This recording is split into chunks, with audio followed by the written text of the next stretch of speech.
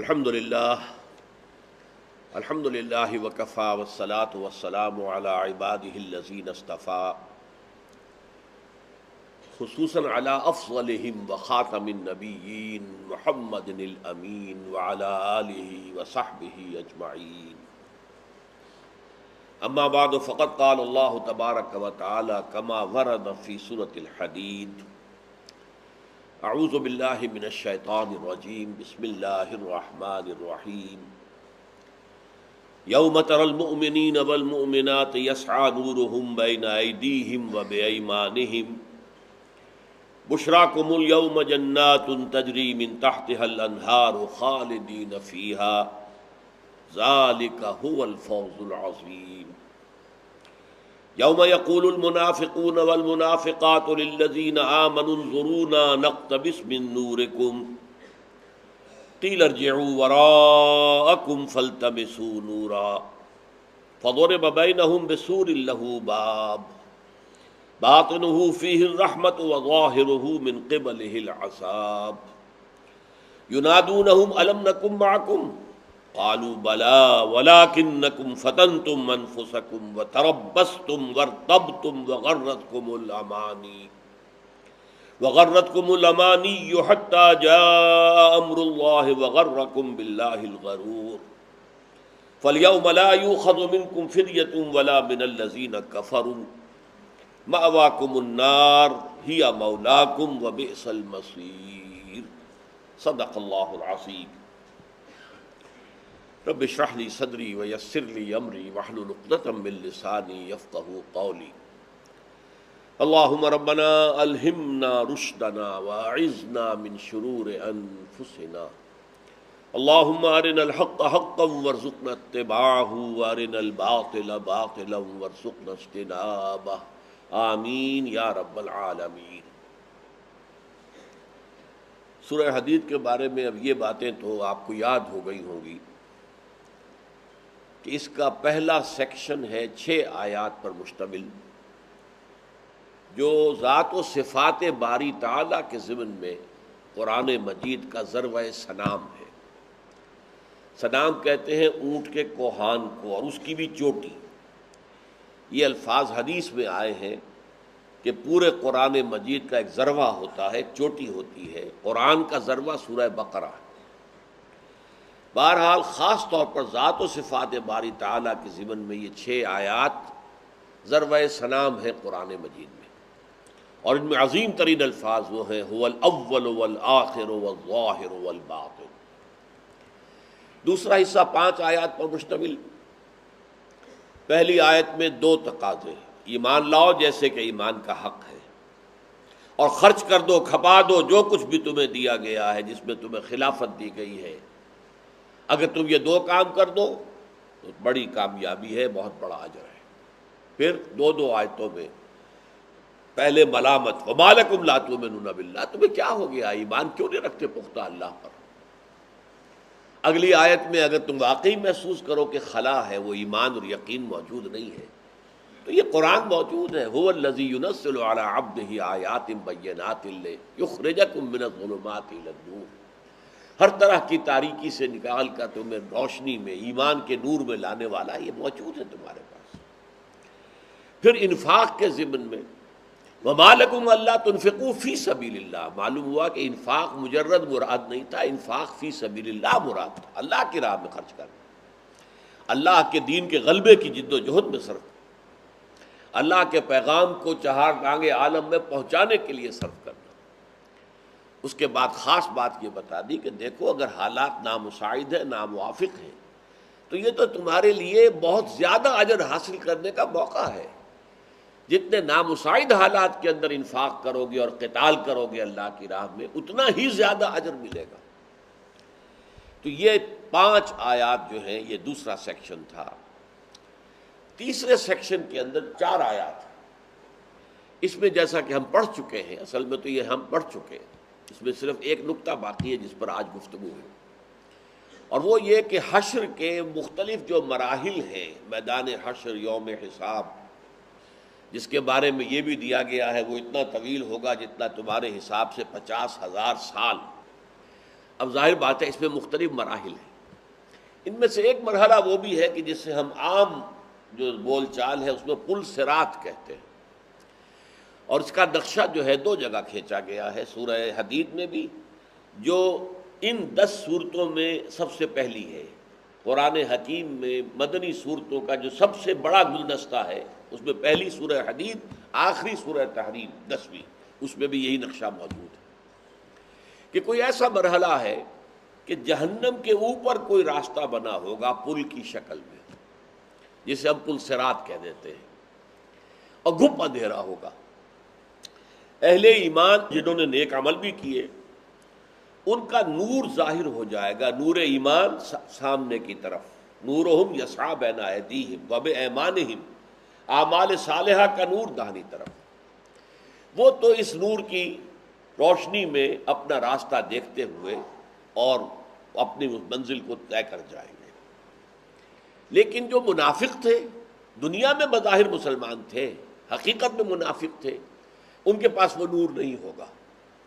وہ اہل ایمان سے درخواست کریں گے ذرا رکو، تمہاری روشنی سے ہم بھی فائدہ اٹھا لیں، انظرونا نقتبس من نورکم، کہا جائے گا لوٹ جاؤ اگر لوٹ سکتے ہو، دنیا میں واپس چلے جاؤ، وہاں سے یہ نور کمایا گیا ہے، ایمان حاصل کیا گیا تھا وہاں، وہ آج ظاہر ہو رہا ہے۔ آج کسی کو بٹا نہیں ہے، یہ ایسے ہی ریوڑیوں کی بانٹ نہیں ہے، اور اعمال صالحہ وہاں کمائے گئے تھے دنیا میں، اگر جا سکتے ہو تو جاؤ واپس کماؤ۔ ظاہر بات ہے کہ اس کو کہتے ہیں تعلیق علی المحال، ایک ایسی چیز پر کسی چیز کو معلق کر دینا جو ناممکن ہے، واپس دنیا میں جانا ممکن نہیں، لہذا اب گویا کہ تمہارے لیے کوئی راستہ نہیں ہے، تو وہ ٹھوکریں کھاتے ہوئے جہنم میں گر جائیں گے۔ اس کے بعد ایک فصیل حائل کر دی جائے گی، جو راستے سے گزر گئے پل سے، ان کے آگے وہ فصیل آ گئی، ان کے اور ان کے درمیان وہ جنت میں اللہ کی رحمتوں کی بارش شروع ہو جائے گی، اور یہاں عذاب خداوندی کا آغاز ہو جائے گا۔ اس وقت وہ پکار کر کہیں گے اہل ایمان سے الم نکم معکم، کیا ہم تمہارے ساتھ نہ تھے دنیا میں؟ تمہارے ساتھ ہی ہم مسجدوں میں نمازیں پڑھتے تھے، حضور کی اقتداء میں ہم بھی امامت میں نمازیں ادا کرتے تھے، یہ آج تمہارے اور ہمارے درمیان اتنا بڑا فصل، اتنا بڑا اختلاف؟ ہم بھی کہتے تھے اشہد ان لا الہ الا اللہ واشہد ان محمد رسول اللہ، ہم قسمیں کھا کھا کر کہتے تھے کہ ہم اے محمد آپ کو اللہ کا رسول مانتے ہیں، جیسے کہ سورہ منافقون کی آیت پہلی ہے، اذا جاءک المنافقون قالوا نشہد انک لرسول اللہ واللہ یعلم انک لرسولہ واللہ یشہد ان المنافقین لکاذبون۔ اے نبی صلی اللہ علیہ وسلم، جب آپ کے پاس یہ منافق آتے کہتے ہیں ہم گواہی دیتے ہیں اے محمد صلی اللہ علیہ وسلم، ہم مانتے ہیں کہ آپ اللہ کے رسول ہیں، اور اللہ جانتا ہے، اللہ سے بڑھ کر کس کو معلوم ہے کہ آپ اس کے رسول ہیں، لیکن اللہ گواہی دیتا ہے یہ جھوٹ بول رہے ہیں، ان کے دل میں نہیں ہے، یہ صرف زبان سے کہہ رہے ہیں۔ یہ وہ لوگ ہیں کہ جو اب علیحدہ کر دیے جائیں گے، اس کو ہم پڑھ چکے ہیں پہلے، لیکن میں نے اس کا ایک حصہ جو ہے جو میرے نزدیک اس سورہ مبارکہ کی دوسری عظیم ترین آیت ہے، نفاق کیسے پیدا ہوتا ہے، اس پر میرے 2 گھنٹے کے لیکچر موجود ہیں، اس وقت صرف چند نکات کی یاد دہانی کراؤں گا۔ نفاق 2 قسم کا، ایک شعوری اور ارادی نفاق۔ کوئی شخص محض دھوکہ دینے کے لیے ایمان لائے، اسے معلوم ہے میں ایمان نہیں لایا، قطعاً نہیں لایا، میں تو دھوکہ دینے کے لیے مسلمان بنا ہوں، جیسے کہ یہودیوں نے، ان کی ایک جماعت نے طے کیا تھا صبح کے وقت ایمان کا اعلان کرو، شام کو مرتد ہو جاؤ، اور دن بھر حضور کی صحبت میں بھی رہو، تاکہ لوگ سوچیں گے یہ بڑے اچھے لوگ تھے، علماء تھے یہود کے، یہ آئے تھے ایمان لائے تھے، پھر شام کو واپس چلے گئے، کیا ہوا؟ وہ کہیں گے جی ہم نے دیکھ لیا، دور کے ڈھول سوانے، قریب جا کر دیکھ لیا کچھ نہیں ہے محمد کے پاس صلی اللہ علیہ وسلم، تاکہ اس ذریعے سے کچھ نہ کچھ جو بیچارے اہل ایمان جو ہے کچھ ضعیف الایمان ہے، کچھ کمزور ایمان والے، وہ ڈگمگا جائیں گے کہ واقعی بھائی اتنے بڑے لوگ تھے، آئے تھے، اور ساری دن یہ بیٹھے رہے، حضور کی صحبت میں رہے، اور شام کو انہوں نے یہ کہا ہے تو یقیناً کوئی نہ کوئی گڑبڑ ہوگی۔ تو یہ ایک سازش تھی جس کا ذکر سورہ آل عمران کے اندر موجود تھا۔ اہل ایمان جس چیز پر ایمان لائے ہیں یعنی قرآن، صبح کے وقت اس پر ایمان لاؤ، شام کو کافر ہو جاؤ۔ جیسے کہ کوئی ہندوستانی جو ہے ہندو، وہ ختنہ بھی کرائے گا، وہ داڑھی رکھے گا، وہ سورہ فاتحہ یاد کرے گا، قرآن یاد کرے گا، اور ایسے لوگ رہے ہیں کہ جو ہندو یہاں پر ہمارے جو بارڈر کے گاؤں ہیں، دیہات، ان میں آ کر امامت کرتے رہے، سال ہر سال تک مسجد کے امام ہیں، اندر چھپا کے رکھا ہوا اپنے حجرے کے اندر ٹرانسمیٹر، اور یہاں پر جو بھی ہماری فوج کی اور ہمارے رینجرز کی جو نقل و حرکت ہے وہ بتا رہے ہیں، بعد میں پکڑے گئے۔ تو ظاہر بات ہے کہ یہ ہے شعوری اور بالارادہ نفاق، نفاق ارادے کے ساتھ۔ ایک ہے غیر شعوری نفاق، جس میں منافق اپنے آپ کو منافق سمجھتا ہی نہیں۔ وہ منافق جو ہے وہ کیسے شروع ہوتا ہے، اس کے ہم نے اس سے پہلے پڑھ چکے ہیں ہم سورہ منافقون، کہ اس کا اصل تعلق کیا ہے؟ جہاد سے، جہاد بالمال، جہاد بالنفس۔ جب کہا جاتا تھا لاؤ اللہ کی راہ میں کچھ نکالو، اب ان کی جان پر بن جاتی تھی، اس لیے کہ ضعیف الایمان تھے، وہ ایمان لائے تو تھے لیکن سنجیدگی سے نہیں، ایسے ہی لے آئے تھے، پورا قبیلہ مسلمان ہو رہا ہے چلو تم بھی ہو جاؤ، لیکن یہ کہ وہ ایمان دلوں میں راسخ تو نہیں ہوا تھا۔ قالت الاعراب آمنا قل لم تؤمنوا ولکن قولوا اسلمنا ولما يدخل الایمان فی قلوبکم۔ تو اب ایسے لوگوں کے لیے یہ مال کا تقاضا، انفقوا فی سبیل اللہ یا جاہدوا فی سبیل اللہ، یہ ان کی جان پر بن جاتی تھی۔ جب تک تو صورت یہ رہی کہ اگر کوئی کمی ہوئی، مان لیا ہم سے خطا ہوئی ہے، حضور ہمیں معاف کروا دیجئے، آپ بھی معاف کر دیجئے اور اللہ سے بھی استغفار کیجئے ہمارے لیے، تب تک تو ہم کہیں گے ضعف ایمان۔ اس سے آگے بڑھ کر جھوٹے بہانے بنانے شروع کیے تو اب نفاق شروع ہو گیا۔ اس سے آگے بڑھ کر جھوٹی قسمیں کھانی شروع، خدا کی قسم میں جو کہہ رہا ہوں، میری بیوی جو ہے وہ تو بالکل مرنے کے قریب ہے، میں نہیں جا سکتا، جہاد پر نہیں جا سکتا، کوئی پیچھے دیکھنے والا نہیں ہے، واللہ واللہ۔ اب جو جھوٹی قسمیں کھائیں گے تو نفاق دوسری سٹیج پر پہنچ گیا، اور اس کے بعد ان کے اندر دشمنی پیدا ہو جاتی تھی وہ مخلص اہل ایمان سے۔ یہ پاگل ہے، بے وقوف ہے، یہ کیا فینیٹکس ہے، انہیں کچھ جو ہے آگے پیچھے کی فکر نہیں، دائیں بائیں کا خیال نہیں، اور جیسے ہی کہتے ہیں نکلو نکل پڑتے ہیں۔ تو ان سے دشمنی پیدا ہو جاتی تھی، اور خاص طور پر دشمنی اللہ کے رسول سے، کہ انہوں نے ہمیں بڑی مصیبت میں ڈال دیا ہے۔ اب یہ بات اچھی طرح سمجھ، جب اس سٹیج پر پہنچ گیا نفاق تو اب گویا کہ لا علاج ہو گیا۔ لیکن یہ کہ پہلے سٹیج کو کہا گیا مرض، سورہ بقرہ میں جو الفاظ آئے فی قلوبہم مرض فزادہم اللہ مرضا، ان کے دلوں میں ایک روگ ہے تو اللہ نے ان کے روگ کو بڑھا دیا ہے، وہ بڑھتا جاتا ہے، first stage, second stage, T B first stage, second stage, third stage پر آ کر لا علاج ہو جاتی تھی، اب تو پھر بھی خیر علاج ہے، لیکن نفاق بھی پہلی سٹیج پر دوسری سٹیج پر ہے تو علاج کے قابل ہے، لیکن تھرڈ سٹیج میں داخل ہو کر لا علاج۔ اب اس کے ضمن میں آپ سے عرض کر دوں کہ وہ یہ سمجھتے تھے کہ اصل میں ہم مصلح ہیں اور یہ مسلمان مفسد ہیں۔ دیکھیے ان کی بات آج سمجھیے، میں سمجھانا چاہتا ہوں آپ۔ وہ کہتے تھے بھائی دعوت دو، تبلیغ کرو، نصیحت کرو، اس سے لوگوں کو ایمان کی دعوت دو۔ یہ کیا کیا محمد صلی اللہ علیہ وسلم نے؟ چھیڑ چھاڑ شروع کر دی قریش سے، ان کے قافلوں کا پیچھا کر رہے ہیں، ان کی طرف جو ہے مہمات بھیج رہے ہیں، یہ تو چھیڑ چھاڑ شروع کر دی۔ آپ شیر کے ساتھ چھیڑ چھاڑ کر رہے ہیں، پاگل ہو گئے، دماغ خراب ہوا ہے۔ لہذا ہم چاہتے ہیں کہ ایسا نہ کیا جائے، یہ خامخواہ جو آپ کا جو مرحلہ نیا تم نے شروع کر دیا ہے، اس کی بجائے خیر سے، راستے سے، سمجھانے سے، تعلیم سے، تبلیغ سے لوگوں کو بدلو۔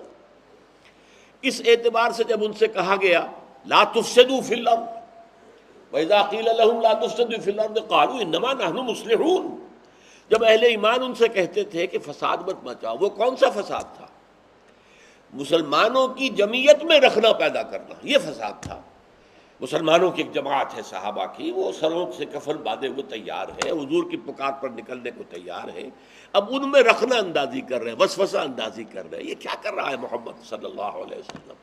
دیکھو یہ راستہ تو نہیں ہے، صلح کا راستہ بہتر ہے، اور بڑے بھلے طریقے سے آپ تبلیغ کریں، آپ اپنی بات سمجھائیں، خام خواہ یہ چھیڑ چھاڑ، لڑائی جھگڑا، مار کٹائی، کیا فائدہ؟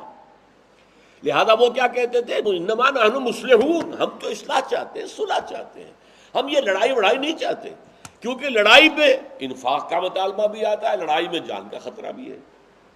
یہ تھا اصل سبب، اور اس کی ساری سٹیجز ہم سورہ منافقون میں پڑھ چکے ہیں۔ اب یہ کہ اسی چیز کا ایک ایسوٹیرک ایلیمنٹ ہے، ایک چیز کا ایک باطنی وجود، ایک ظاہری اس کا وجود ہوتا ہے۔ اندر کیا کھچڑی پکتی ہے ایک منافق کے، کیسے وہ درجہ بدرجہ نفاق کی طرف بڑھتا چلا جاتا ہے، وہ اس آیت کا موضوع ہے۔ کہ وہ اہل ایمان یہ کہیں گے ٹھیک ہے تم ہمارے ساتھ تھے، قالوا بلا ولکنکم فتنتم انفسکم، نمبر ایک تم نے اپنے آپ کو فتنوں میں ڈالا، وتربصتم پھر گو مگو میں مبتلا ہو گئے، وارتبتم پھر تمہارے اندر شکوک و شبہات پیدا ہو گئے، وغرتکم الامانی اور تمہیں من گھڑت خیالات نے خوب دھوکہ دیا۔ یہ چار الفاظ نوٹ کر لیجئے، یہ ہے باطنی ایسوٹیرک ایلیمنٹ، اندر کیا کھچڑی پکتی ہے درجہ بدرجہ، کیوں اللہ کے راستے میں بڑھنے سے انسان رکتا ہے، کس وجہ سے رکتا ہے، اور جس سے کہ پھر آگے وہ مرض سیکنڈ اور تھرڈ سٹیج میں پہنچ جاتا ہے، اس کا نفسیاتی تجزیہ ہے یہ۔ وَلَٰكِنَّكُمْ فَتَنْتُمْ أَنفُسَكُمْ، تم نے اپنے آپ کو فتنوں میں ڈالا۔ کیا مطلب؟ کوئی شخص اپنے آپ کو جان بوجھ کر فتنے میں تو نہیں ڈالتا، مراد کیا ہے؟ دیکھیے فتنہ کسے کہتے ہیں، اور اس کی تین نسبتیں قرآن میں آئی ہیں۔ فتنہ کہتے ہیں آزمائش کو، فتنہ کہتے ہیں کسوٹی کو، جس کے اوپر رگڑ کر یہ پتہ چل جاتا ہے یہ سونا کھرا یا کھوٹا ہے، یا اس میں کھوٹ ہے تو کتنی ہے، اور جو اس کے اندر کھرا ہے تو کتنا ہے، یہ فتنہ ہے۔ تو فتنہ آزمائش کو کہ جس کے نتیجے میں معلوم ہو جائے کہ یہ واقعتاً صاحب ایمان ہے یا منافق ہے، یہ فتنہ ہے۔ اچھا، اس فتنے کی تین نسبتیں آئی ہیں۔ ایک نسبت تو یہ آئی ہے کہ لوگ فتنوں میں ڈالتے ہیں۔ اب مکے میں کیا ہو رہا تھا، حضرت بلال کے ساتھ امیہ ابن خلف کیا کر رہا تھا، کتنے بڑے فتنے میں ڈال دیا، کتنا بڑا امتحان ہو گیا ان کے لیے، ایمان پر قائم رہنا کتنا مشکل ہو گیا۔ خباب بن الارض کے ساتھ کیا کیا گیا، دہکتے ہوئے انگاروں پر لٹا دیا گیا۔ یہ فتنہ لوگوں کے ہاتھ سے آ رہا ہے، تو فتنے کی نسبت لوگوں کی طرف ہے، کفار کی طرف ہے۔ ان الذين فتنوا المؤمنين والمؤمنات ثم لم يتوبوا فلهم عذاب جہنم ولهم عذاب الحریق، بے شک وہ لوگ جنہوں نے اہل ایمان کو فتنوں میں ڈالا، اہل ایمان مردوں کو اور عورتوں کو، اور پھر توبہ نہیں کی، اگر تو بعد میں توبہ کر لے ایمان لے آئے تب تو معاملہ صاف ہو جائے گا۔ امیہ ابن خلف بھی ایمان لے آتا تو جو کچھ اس نے حضرت بلال کے ساتھ کیا تھا وہ معاملہ صاف ہو جاتا، ایمان سے سارے گناہ پچھلے معاف ہو جاتے ہیں۔ تو فرمایا ان الذین فتنوا المؤمنین والمؤمنات ثم لم یتوبوا، بے شک وہ لوگ جنہوں نے مسلمان مردوں، اہل ایمان مردوں اور عورتوں کو فتنوں میں ڈالا پھر توبہ بھی نہیں کی، تو ان کے لیے لہم عذاب جہنم، جہنم کا عذاب ہے، جلا ڈالنے والا عذاب۔ یہ ایک نسبت ہو گئی، ابو جہل کی طرف ہو گئی، امیہ ابن خلف کی طرف ہو گئی، اوروں کی طرف ہو گئی۔ ایک نسبت یہ کہ اللہ کہتا ہے ہم فتنے میں ڈالتے ہیں، جیسا کہ سورہ عنکبوت میں ہم پڑھ چکے ہیں، الف لام میم احسب الناس ان یترکوا ان یقولوا آمنا وهم لا یفتنون وَلَقَدْ فَتَنَّا الَّذِينَ مِن قَبْلِهِمْ فَلَيَعْلَمَنَّ اللَّهُ الَّذِينَ صَدَقُوا وَلَيَعْلَمَنَّ الْكَاذِبِينَ۔ کیا لوگوں نے یہ سمجھا تھا کہ بس یہ کہنے سے چھوٹ جائیں گے کہ ہم ایمان لے آئے اور انہیں آزمایا نہ جائے گا، جبکہ ہم نے تو ہمیشہ آزمایا ہے۔ جو بھی پہلے ایمان کے دعوے دار بن کر میدان میں آیا، ہم نے ٹھوک بجا کر دیکھا ہے، انہوں آزمائشوں میں ڈالا ہے، آزمائشوں کی بھٹیوں میں سے گزارا ہے، تاکہ پتہ چلے کہ یہ زر خالص ہے یا یہ کوئی تانبا ہے جس کے اوپر کوئی ملمہ سونے کا کر دیا گیا۔ اب یہاں فتنے میں ڈالنے والا کون ہے؟ اللہ۔ فتنے میں ڈالنے والے کفار، ان الذین فتنوا المؤمنین والمؤمنات، اور وَلَقَدْ فَتَنَّا الَّذِينَ، ظاہر بات ہے کہ ابو جہل کا ہاتھ نہ اٹھ سکتا اگر اللہ کا اذن نہ ہوتا، وہ کیسے برچھا مارتا حضرت سمیہ کی شرمگاہ کے اندر اگر اللہ فوراً ہاتھ کے اوپر فالج ڈال دیتا، نہیں پڑ سکتا تھا، اللہ کے اذن سے ہو رہا تھا، لہذا اللہ نے اپنی طرف منسوب کیا یہ ہماری آزمائش ہے جو ابو جہل کے ہاتھوں آ رہی ہے، یہ ہماری آزمائش ہے جو امیہ ابن خلف کے ہاتھوں بلال پر آ رہی ہے۔ اچھا، تیسری نسبت کیا ہے؟ یہ وہ یہاں پڑھ رہے تم نے خود اپنے آپ کو فتنے میں ڈالا۔ اس کا کیا مطلب؟ اس کا مطلب سمجھ میں آئے گا جب آپ قرآن مجید میں یہ آیت ہم پڑھ چکے ہیں، سورہ تغابن میں بھی، پھر سورہ منافقون میں بھی آ چکا ہے، انما اموالکم و اولادکم فتنہ، اصل فتنہ تمہارے مال اور تمہاری اولاد ہے۔ وَاعْلَمُوا أَنَّمَا أَمْوَالُكُمْ وَأَوْلَادُكُمْ فِتْنَةٌ وَأَنَّ اللَّهَ عِندَهُ أَجْرٌ عَظِيمٌ۔ 3 دفعہ یہ آیت آئی ہے کہ در حقیقت، اور سورہ منافقون میں کیا فرمایا؟ یا ایھا الذین آمنوا لا تلھکم اموالکم ولا اولادکم عن ذکر اللہ، یہ تمہارا مال اور اولاد ہے جو تمہیں غافل کرتا ہے اللہ کی یاد سے، تمہارے ایمان کو کمزور کر دیتا ہے۔ مال کی محبت ٹھیک ہے، جائز حد تک جائز ہے، لیکن ایک حد سے بڑھ گئی تو یہی فتنہ ہے۔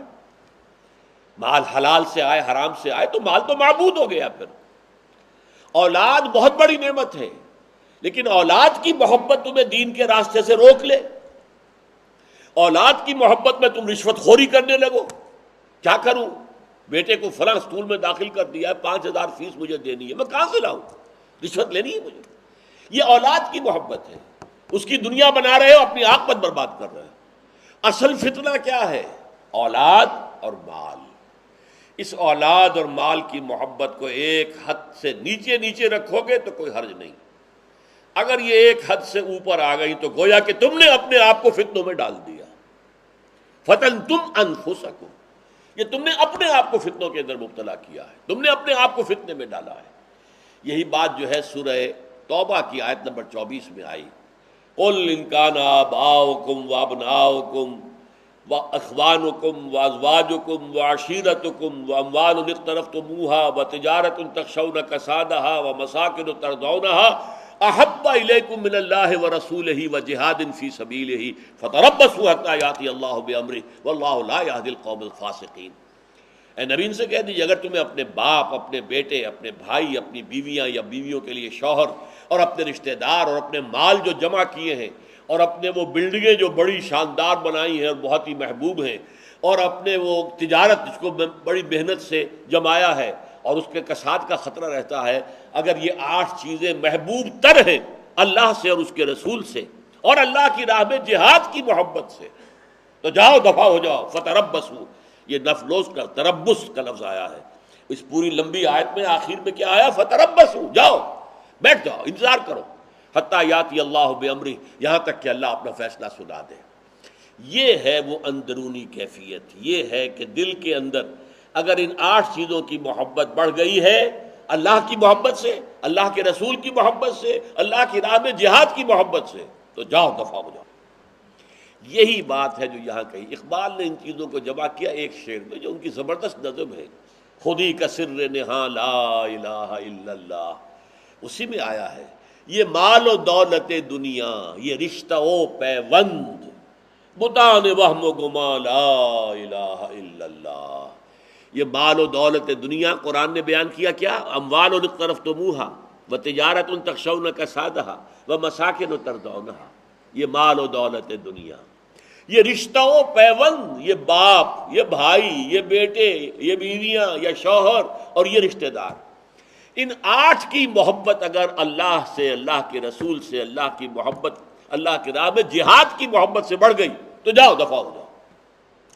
یہاں بھی اگلا لفظ کیا آ رہا ہے؟ وَلَٰكِنَّكُمْ فَتَنْتُمْ أَنفُسَكُمْ وَتَرَبَّصْتُمْ، تم نے اپنے آپ کو اپنے ہاتھ سے فتنوں میں ڈالا، یعنی تم نے اپنے دلوں میں مال اور اولاد کی محبت کو ایک حد سے آگے بڑھنے دیا، تم نے کیا، یہ تمہارا اختیار تھا، اس میں تمہارا معاملہ ہے، تم ذمہ دار ہو۔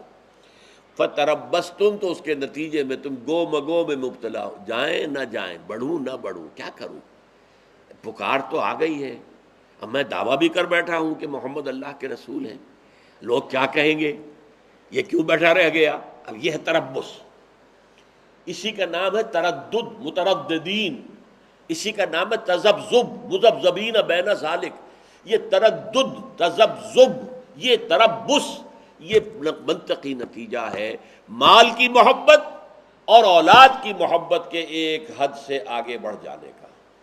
تم نے خود اپنے آپ کو فتنوں میں ڈالا اور پھر تم گو مگو، بڑھوں نہ بڑھوں، چلوں نہ چلوں، سوچ میں مگن ہے، سوچتے سوچتے اچھا یہ بہانہ بنا دو۔ تیسری بات، ورتبتم، تیسری سٹیج کیا ہوئی؟ اب وہ جو دل کے اندر ایمان کو تھوڑا بہت آیا بھی اگر تھا تو اس میں شکوک و شبہات کے کانٹے لگ گئے۔ کیوں؟ دیکھیے، بہت تجزیہ کر لیجئے۔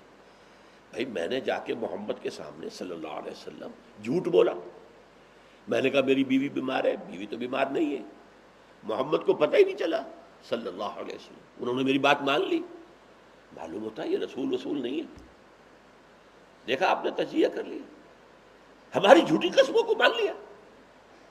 اگر ان کے پاس کوئی ذریعہ ہوتا کہ انہیں ہمارے حالات معلوم ہوں، غیب سے ان کو مطلع کر لیا جاتا، تو یہ میری بات نہ مانتے۔ حضور کا معاملہ کیا تھا؟ شرافت، مروت۔ جھوٹے کو بھی یہ کہنا کہ تم جھوٹ بول رہے، یہ نہیں۔ حضرت عیسیٰ کی بات ہے، ان کے سامنے ایک شخص چوری کر رہا تھا، روکا، بھائی چوری مت کر۔ میں چوری نہیں کر رہا۔ ہاں بھائی، میری آنکھوں نے مجھے دھوکہ دیا ہوگا، میری آنکھوں نے مجھے دھوکہ دیا ہوگا، ٹھیک ہے، تم ٹھیک کہتے ہو۔ یہ مروت ہوتی ہے، شرافت ہوتی ہے انسان کے اندر۔ تو حضور جانتے تھے جھوٹ بول رہا ہے یہ۔ وہ تو ان کی ظاہر بات ہے، کیسے ممکن ہے؟ وہ تو کہتے ہیں کہ اتقوا فراست المومن فإنہ ينظر بنور اللہ، مومن کی فراست سے ڈرو، وہ اللہ کے نور سے دیکھتا ہے۔ تو عام مومن کا معاملہ یہ، تو حضور کا معاملہ کیا ہوگا صلی اللہ علیہ وسلم؟ کیا کسی کا جھوٹ آپ کی نگاہ سے اور آپ کے علم سے جو ہے وہ چھپ کر جا سکتا تھا؟ لیکن نہیں، آپ نے مان لیا۔ ادھر اس کا الٹا نتیجہ نکلا، لو جی میں تو چھوٹ کے آ گیا جھوٹ بول کر، جھوٹی قسم کھا لی، انہیں کچھ پتہ ہی نہیں چلا۔ یہ نرے کان ہی کان ہے، ہوا اذن، یہ بھی باقاعدہ کہا گیا سورہ توبہ میں ہے، یعنی یہ کہنے کا کان ہی ہے، اندر کوئی بھیجا نہیں ہے ان کے، یہ کان سے بات سن لیتے ہیں لیکن سن کر سمجھنا یہ ان کے پاس ہے ہی نہیں۔ یہ باتیں جب آئیں گی تو اب گویا کہ کچھ تھوڑی بہت بھی اگر تھی کوئی ایمان کی پونجی، وہ اب ختم ہو رہی ہے، زائل ہو رہی ہے۔ وَلَٰكِنَّكُمْ فَتَنْتُمْ أَنفُسَكُمْ وَتَرَبَّصْتُمْ وَارْتَبْتُمْ، تیسرا مرحلہ، وَغَرَّتْكُمُ الْأَمَانِي، اور پھر تمہیں دھوکہ دیا تمہارے من گھڑت خیالات نے۔ امنیہ کہتے تمنائیں، تمنا اسی سے بنا ہے۔ یہ امنیہ جو ہے، او جی اللہ تو بڑا غفور ہے، بخش دے گا، چلو دنیا میں جیسے ہوتی ہے گزار لو، اللہ بخشنے والا ہے، اللہ تو بڑا غفور اور رحیم ہے، اللہ جو ہے وہ تو بہت ہی لطیف ہے، لطف و کرم والا ہے، رؤوف ہے، رحیم ہے، وہ بخش دے گا، سیغفر لنا، ہمیں بخش دیا جائے گا۔ یہ آخری بات ہوتی ہے کہ اس نے آ کر جو ہے مہر لگا دی، اب اس کے بعد واپس آنے کا سوال ہی نہیں۔ جب تک گلٹی کانشنس ہوگا، کچھ امکان ہوتا ہے میں نے غلطی کی ہے تو امکان ہے کہ پیچھے پھروں، جب یہ آگے نہیں کوئی بات نہیں جی، اللہ بخشنے والا ہے، بخشن ہار ہے، رؤوف ہے، رحیم ہے، وہ تو غفور ہے، غفار ہے، ستار ہے، تو یہ ساری چیزیں ہیں، اب تو بخش دیا جائے گا۔ وغرتکم الامانی حتی جاء امر اللہ، یہاں تک کہ اللہ کا فیصلہ آ گیا۔ یہ ہے اصل میں وہ اندر جو کچھ کھچڑی پکتی ہے۔ وغرکم باللہ الغرور، اور تمہیں خوب دھوکہ دیا اللہ کے نام پر اس دھوکے باز نے۔ یہ غین زبر کے ساتھ آ رہا ہے، غرور، یہ فعول کے وزن پر ہے، اس میں مبالغہ، بہت دھوکے باز یعنی شیطان۔ یہ تمہیں تھپکیاں شیطان دیتا ہے، اللہ غفور ہے، اللہ رحیم ہے۔ وغرکم باللہ، اللہ پر دھوکہ دیا، اللہ کے نام پر دھوکہ دیا، اللہ کی شان غفاری اور ستاری کے حوالے سے دھوکہ دیا۔ یہ دھوکہ دینے والا سب سے بڑا دھوکہ دینے والا ہے۔ وغرکم باللہ الغرور فالیوم لا یؤخذ منکم فدیۃ، یہ ہم پڑھ چکے ہیں۔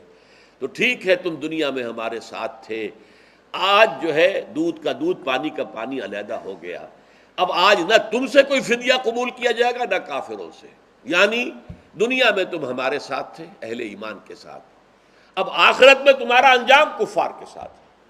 ماواکم النار، اب تمہارا ٹھکانہ پناہ گاہ بس آگ ہی آگ ہے، یا مولاکم، وہی تمہاری دمساز ہے، رفیق ہے، جو بھی اگر کچھ کرنا ہے اپنا دکھ دکھڑا بیان کرنا اسی آگ سے کرو، یا مولاکم وبئس المصیر، اور یہ بہت ہی برا ٹھکانہ ہے۔